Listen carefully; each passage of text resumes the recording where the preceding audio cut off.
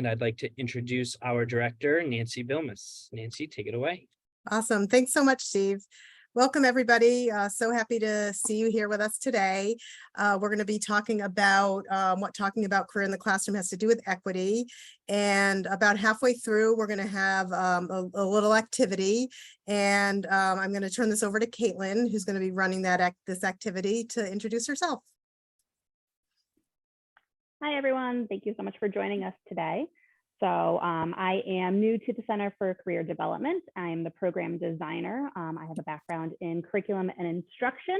So I'm very excited to bring some engagement into what Nancy has prepared for us today about equity within our classroom. And I look forward to working with you. Okay.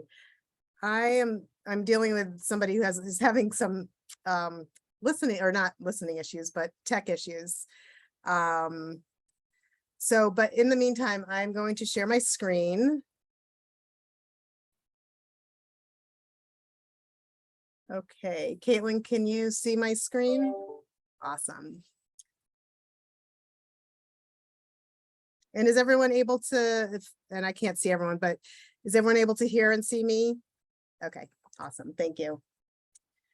Okay, so I am, as Steve said, I'm the director for the Center for Career Development. I created and launched Career Everywhere in the Career Champion program about 4 years ago, and have been working with it ever since. And we're really going to delve in today to learn more about equity and Career Everywhere. And in doing so, we are going to define what career inequity is. We thought it was really important, if we're talking about career equity, to learn and understand what career inequity is and what the implications of that means for students. What the Career Center is doing to try to provide equity in the career space. Specifically talking about our career and identity survey. And then looking at equity in practice in the faculty space or in the instructor space. And we have some resources and examples as well. Feel free to interrupt if you have, I don't see it as an interruption, but if you have a relevant question and want some clarification, feel free to do that, as well as to include any questions or comments that you have in the chat that Steve will be monitoring. Okay, what is career inequity? So due to racism, xenophobia, misogyny, homophobia, ableism, and other forms of systematic oppression and organizational structures that perpetuate such attitudes, not everyone has equal access and opportunity to social capital and professional networks. Some examples and predictors of career inequity: lack of college and career planning resources available at high school. As you know, high schools vary in the resources that they're able to offer to students.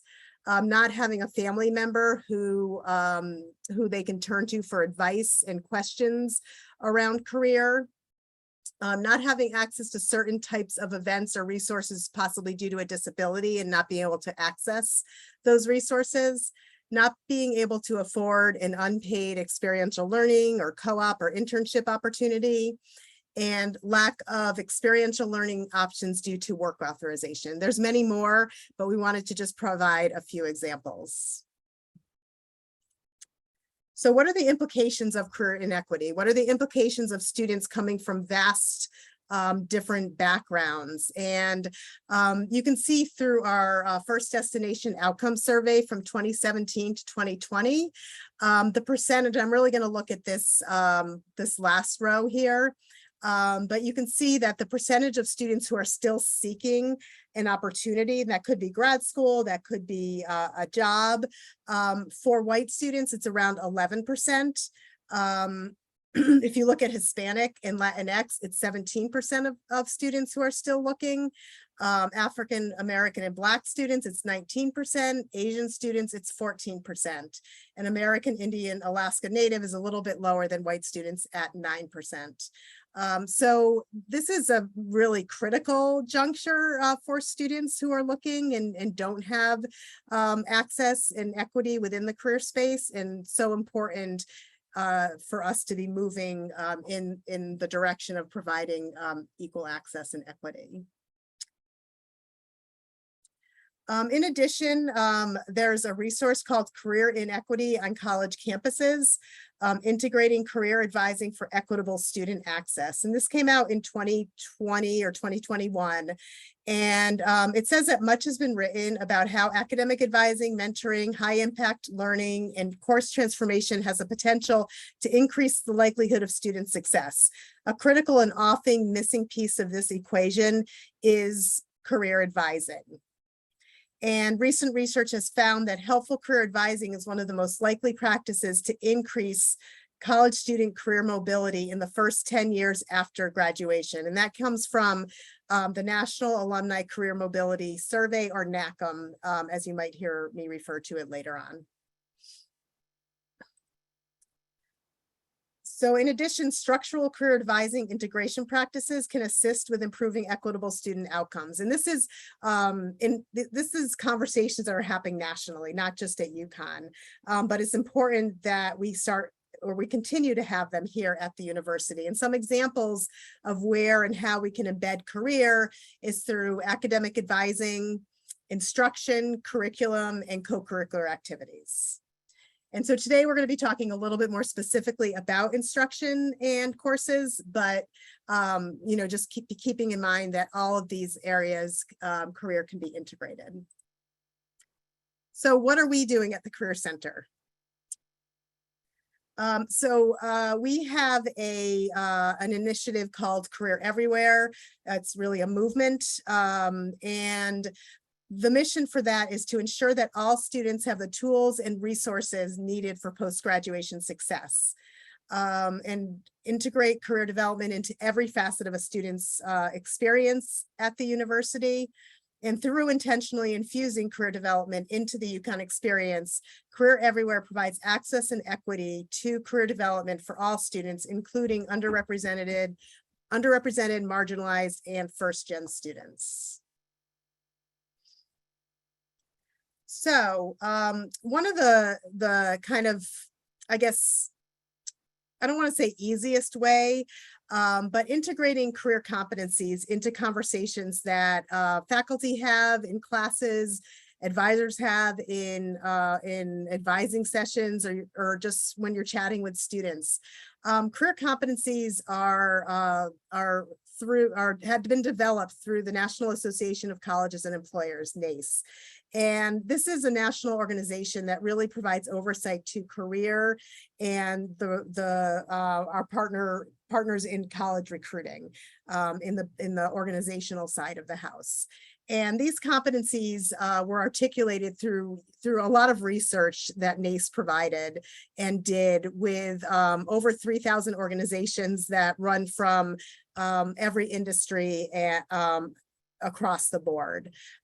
So these 8 competencies kind of rose to the top as areas that employers look for some type of knowledge and understanding, not proficiency necessarily, but they want to learn and hear how students have built and enhanced these competencies.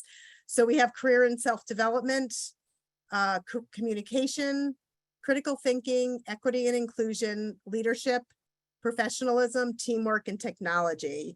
And I'm going to turn it over to Caitlin in a few seconds, who's going to offer to have us think about how we're using these in our instruction, where you'll also be able to continue to look to see what these definitions mean. So Caitlin. Thanks, Nancy. I'm going to toss in the chat a link to a Jamboard. I don't know how many of you have done a Jamboard before. It's done through Google. So when you get to the very first slide, through that link, you're going to see the same 8 competencies that Nancy just talked about. So those are more of just definitions that we're looking at, and that's going to help kind of to facilitate this activity. So the way that a Jamboard works, is anybody having any issues accessing? No? Okay. All right, perfect.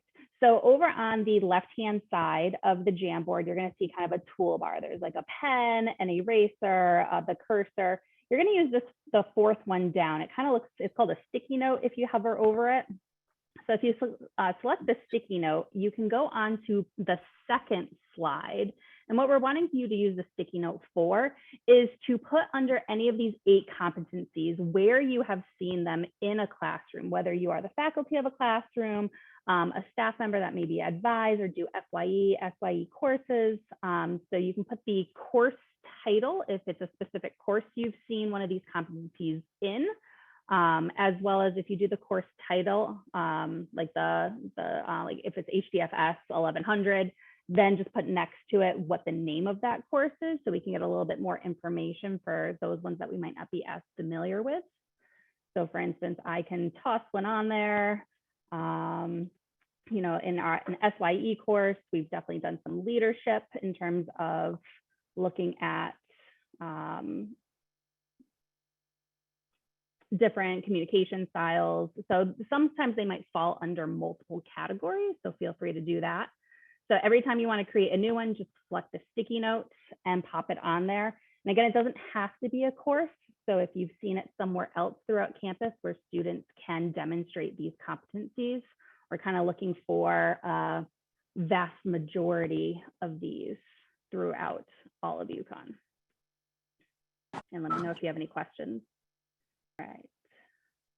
So just kind of taking a quick look here. The idea of this activity is to really just look at, you know, a student who is coming through UConn, you know, whether they're here for their entire undergrad, into grad, into postdoc, we're really wanting to make sure that they are having a chance to demonstrate each of these 8 competencies. So that way they have equitable access across all courses, not dependent on major, campus that they're at, that all UConn students have a chance to achieve proficiency in each one of these competencies. Let's see. Nancy, any sticking out to you that? Yeah, I think this is really a cool demonstration of across, you know, several different disciplines. I saw wildlife, econ, allied health, probably some that I am not as familiar with, but there are several, you know, several areas here, you know, with that demonstrate lots of different competencies. And I think that's a really cool, a cool thing.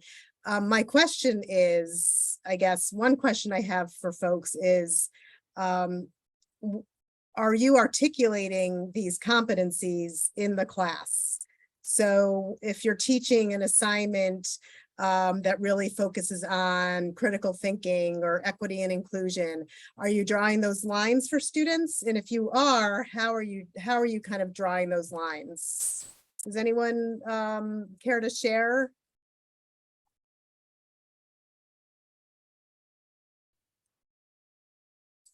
So in AH 1100, which is an intro to allied health careers, we're very intentional with students on these are the skills that you are gaining with this reflection activity that we're doing.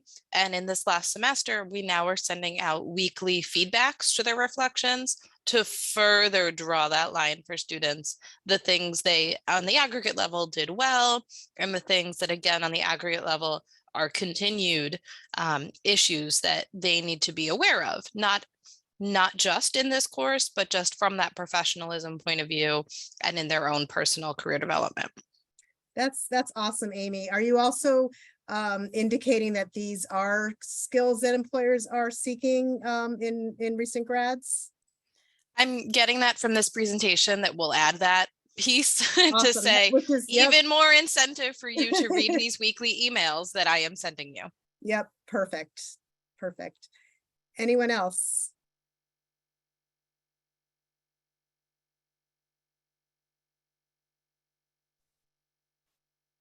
I guess Tracy? I'll say that I've been trying really hard to come up with ways to put equity and inclusion into wildlife techniques because it's the wildlife profession is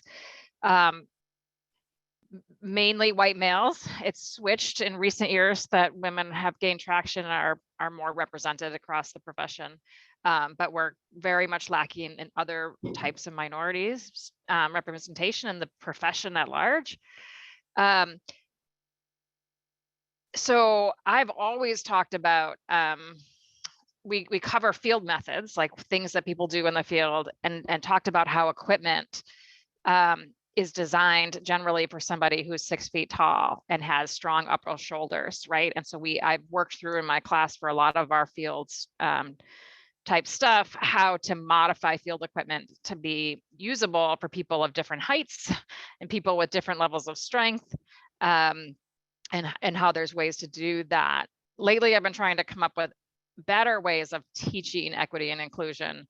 And I've worked with folks from the profession and in activities that can be done in the classroom that draw out who created these common practices that we have in the field, and trying to highlight that in reality it's not all been white males who have created everything. They've just are the ones that tend to be highlighted. So I haven't formally included any of those activities in my own courses, but I've been working on them, working on ideas for how to do that. Okay, great. And if you want anyone to brainstorm with Tracy or whatever, we're certainly willing to help out with that as well. Oops, I think we might have lost. Okay. Anyone else? Do you hear me, guys? Yeah. Oh, okay, because I'm on the phone here. Okay, so I want to make a comment about this also equity and inclusion part, and I see now that not many courses are in that bucket, but so I was approaching it from the standpoint of first generation students, because I'm in a regional campus in Stanford, and I think we have even more, a higher percentage of first generation students than overall at UConn. So the students there, as Nancy identified in her presentation, they don't have a network of the family, family network, parents or relatives in the family who can advise them in the, like, say, American system of how to get jobs and stuff. And also they're like, okay, take this major and go to college and somehow you will, find your way up. So I therefore created some career integration assignments that I ask students to do, and it seems that it's working. So I really suggest that people in general start talking to students about these either competencies or just what careers are, or just start sending them to career center. But because these students, and also they are shy, and also they don't know what they don't know. And so I kind of feel that they have, they will benefit from our constant reminders and also our integration of some career things into the courses. They will be good, audience for those. Great. Thank you, Natalia. Caitlin, did you have any other comments before we move on? Yeah, I just wanted to hit back real quickly on really just making that connection for students. If we even take a look at this activity that we just did, and I asked you, which of these 8 competencies does this activity fall under? A lot of us might go right to technology.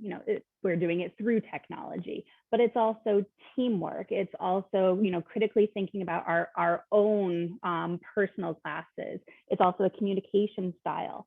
The way in which we wrote everything out, invokes professionalism. So, and then those of you that spoke up, you're being leaders of the group and showing some expertise throughout. So, I urge you to think about within your own courses, how we can really start to harness those connections of these competencies to make that a little bit more surface level for students to actually access. Great. Thank you so much, Caitlin. And I'm just going to kind of end this activity with this the reiteration that the more students are hearing about these competencies in their different classes, the more equity we're going to be placing on the importance of career competencies for all students, not just the students who already kind of understand that gaining these skills is important, but for those students who are first generation students and as Natalia said, don't have, you know, the family background or network to share and to encourage this type of learning, you know, so, you know, that's why across the board and career everywhere is so important to students who are listening to their faculty. They're with you, you know, what, 175 hours a semester, 200 hours a semester, and they look to you as experts, you know, where, you know, I think that that's something that, you know, that we can certainly leverage in that respect. So thank you for that great activity, Caitlin. Okay, moving on. What else is the Career Center doing? So we have a very active DE&I committee within our office. We've recently won awards through Eastern ACE and NACE on innovation in diversity and inclusion and excellence in diversity, equity and inclusion. And in 2021, we also, one of our staff members won a Spirit Award, and the Spirit Award is those are awards that are granted to staff members from the provost office. So that was, or from human resources. So that was really exciting as well. We've also been very active over the past 2 years in doing presentations on our work within the DE&I space. Are we experts? Absolutely not. But it's a focus of ours and something that we see as very important in the career and university space. Within the DEI committee, we created affinity communities, and these are communities that are listed here. Excuse me. And they're right on our homepage, and students and staff and faculty can look at specific populations that they feel they identify with and learn about resources that are available, professional organizations, mentors, or people who are in that field who they can identify with, tips on being a Latinx student and how to transition into grad school or into the working world. We're always looking for additional resources, blogs. If you identify with any of these communities and you want to write a blog, we're always looking for folks to do that. But it's a great opportunity for students to really be able to connect and see what's available for them within the career space. We have recently done a UConn Career and Identity Survey. We had over 1,500 responses, and from students of all backgrounds and all identities. And the survey really provided us with some interesting and thought-provoking assessment, where we've taken the survey results and we've started to put some of correlate that with our resources and put some of that into practice. So I'll share some of that with you. So the top reported career concern from each affinity community: lack of access to desired job or internship. So you can see that Asian Pacific Islanders, first generation students, and religiously affiliated students all identified lack of access to desired job or internship opportunities as a top concern for them. Feeling intimidated or unwelcome in a professional environment, Latinx students, LGBTQ+, and students with disabilities are all feeling somewhat intimidated to actually work in a professional environment. Lack of diversity in the workplace is a concern, became a top concern for Black African American students. Lack of access to professional network is international and doctoral students. And I don't know what careers are available or exist are a focus of cisgender women. So we've been looking at this data to help us kind of determine what steps to take, maybe what resources to add to our affinity communities, or what programming to do for these communities so they'll feel more comfortable in these spaces. Next, you'll see this data on, do you feel you need career guidance? So most students feel they need career guidance, but if you look at the ones in green, Latinx students at 84%, Asian Pacific Islanders at 86%, and international students at 91%. So, you know, they definitely came out as expressing the need for career guidance more than the other populations listed here. And you'll see that most, if not all, students are higher than the white student need for career guidance. So again, we look at this outcome and, you know, and are focusing some of our programming and energies toward providing this career guidance to the folks who are expressing that need. Top sources of career advice. So you can see that their top first and second are mostly around friends and family. And faculty comes up for doctoral candidates in the second in the second place. And then in third, we have faculty listed multiple times, followed by social media and mentors. If we took the friends and family out, which a lot of surveys that we have don't include friends and family, faculty rises up.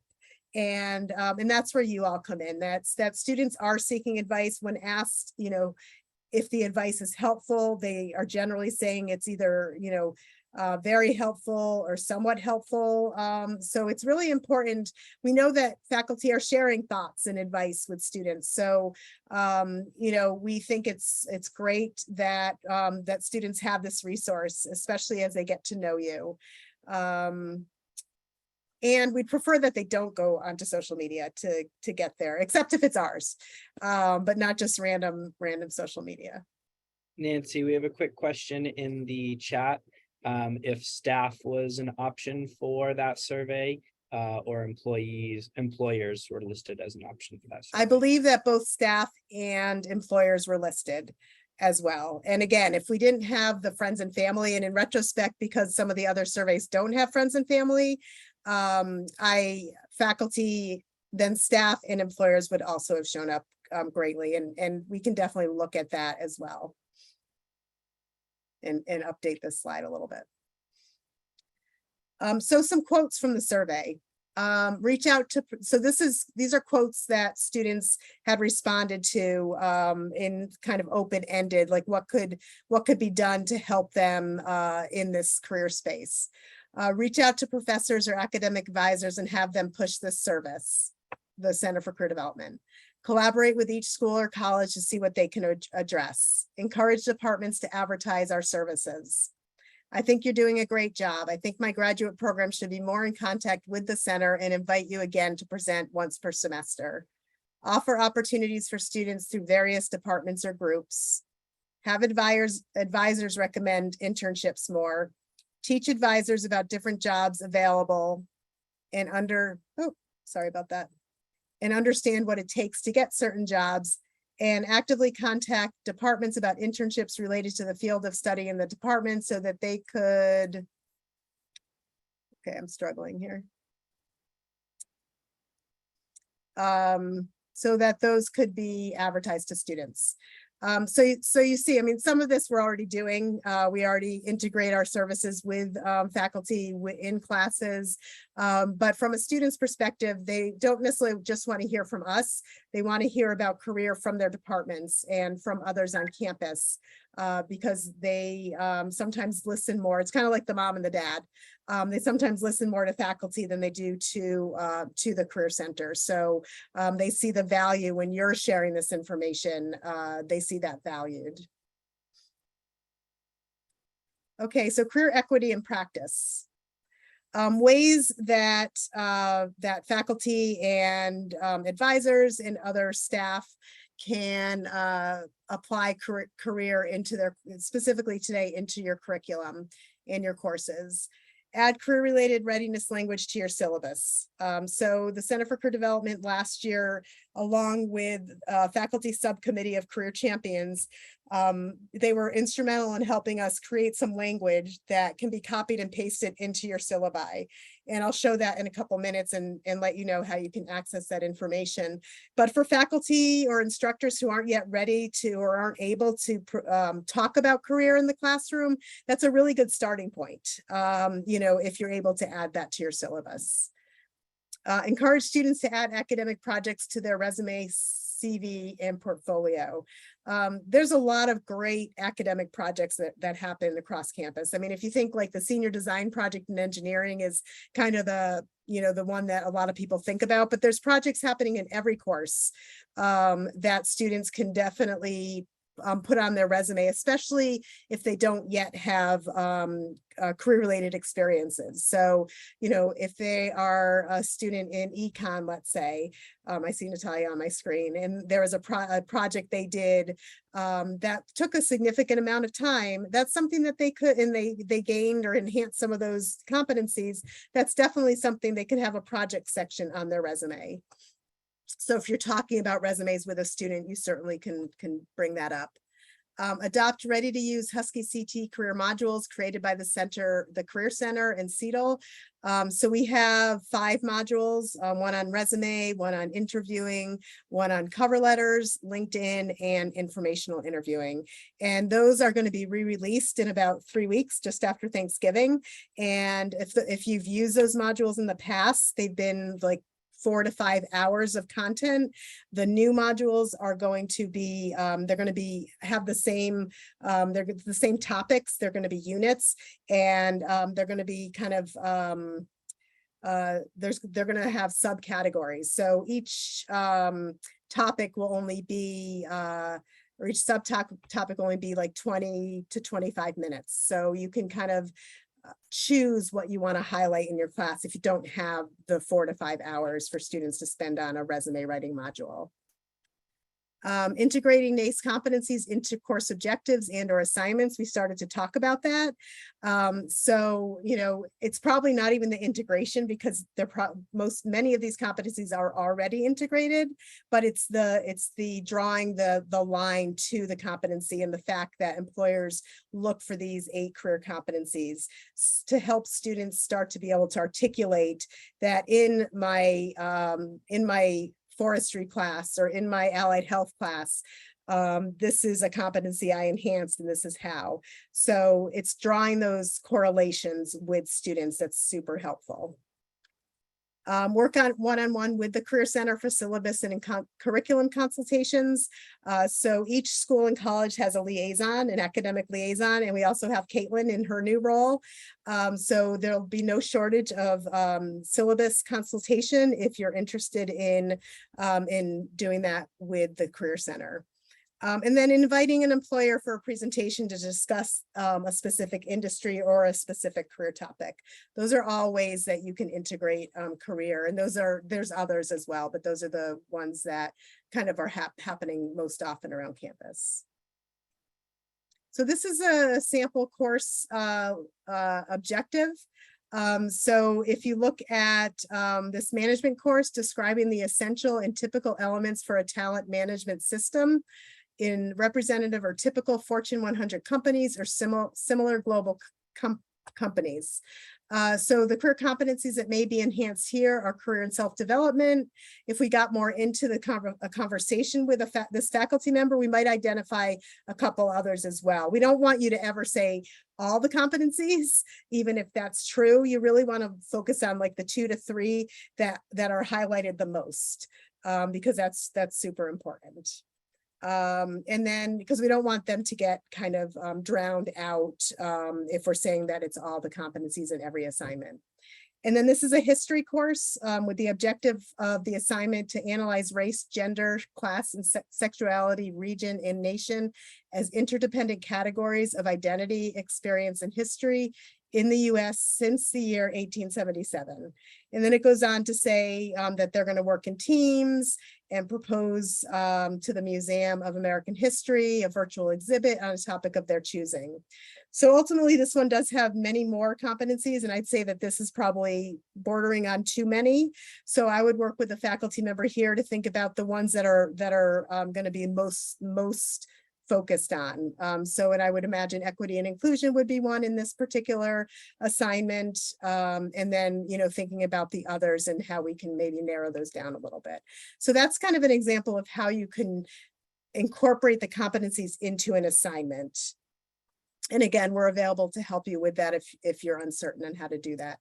And then again, not just the incorporation, but then to, possibly have, when you're giving the assignment, talking about what the competencies are and why this is important, and as far as the enhancement of these skills. And then we have the sample syllabi language. So this is the first one is general syllabus language, where you can literally copy and paste. So it talks about identifying and articulating the NACE career competencies, technical and transferable skills that are required in the course, that are critical to becoming career ready. And your success both as a student and post-graduation is going to be enhanced. And then it talks about in this course very, very broadly, you have opportunities to enhance and gain the career competencies and skills that employers and graduating programs are seeking. And this will occur via assignments and class conversations, and will contribute to your ability to identify and articulate these competencies and skills when applying for leadership roles, internships, jobs, graduate school, fellowships, and more. And then it talks about coming to the Career Center for assistance. The adaptable syllabus language is very similar, but the difference is you can take your specific technical skills, the specific competencies that your class is enhancing, and add those in here. So we're trying to offer the easiest solution, and then a solution that might take a little bit more time, knowing that, that this isn't a career, isn't a focus of faculty, and it's, not something that you necessarily have a lot of time to do. So student feedback that we've gotten from competencies in courses. I enhanced my communication competency and developed my professional, verbal, and technological skills in my behavioral neuroscience research lab when I presented our data in the form of a virtual poster at the Eastern Psychological Association annual conference. So they talked about communication and technological skills here. And then this one is, I have had to use different technologies in my classes, as well as in my internships on and off campus, although I feel there is still more for me to learn, having to use different class technologies such as Blackboard and Minitab alongside professional tools has made me feel more prepared to learn new technologies in the future. We're consistently trying to get more data and more information from students, so we can share that with other students, but also with faculty to see the impact that classes are having on students as they enhance their competencies. In order for you to have access to these sample syllabi language, as well as assignments that other faculty have done, and syllabi that other faculty have let us use, we have a Husky CT database that has resources for faculty. So if you are not yet, if you do not yet have access to those resources, you can drop your net ID in the chat, and we can add you to that. So you can look for other ways to add career. Faculty's names are on their syllabi. They're willing to, to talk to you about what they've done in their classes. You'll also have access to our Becoming Career Ready content, and you can see our career relevant modules as well. So feel free to let us know if you want access to the Husky CT site, and we will be happy to share that. So that's the end of the presentation, but I am open to answering questions that you all might have in relation to this topic. So Nancy, I don't have a question, but I want to encourage the faculty to reach out to you. So Husky CT site is really, really good. It has all the resources and you know, syllabi and the language, and you can just cut and paste, and the modules even there. You can, so very, very good site. I really recommend faculty to join. Thanks, Natalia. And just as a sideline to that, we also developed the Husky CT site in relations to the faculty subcommittee. So it wasn't something that we did independently. We wanted to make sure that faculty, you know, that we got that feedback from faculty, because you're the ones who are going to be using it. So we did do that in conjunction with that subcommittee last year.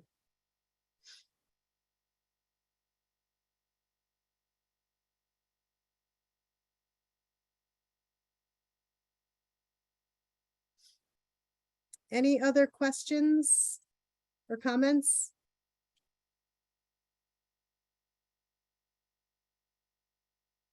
Okay, well, please feel free to reach out to us. If you're not sure who your liaison is, you can reach out to me or Caitlin and we can get you started. If something comes up in an hour from now or a day or 2 weeks from now, certainly reach out to us. We will continue to offer these programs into December as well as next semester. And we look forward to having you join at that point as well. So thank you so much.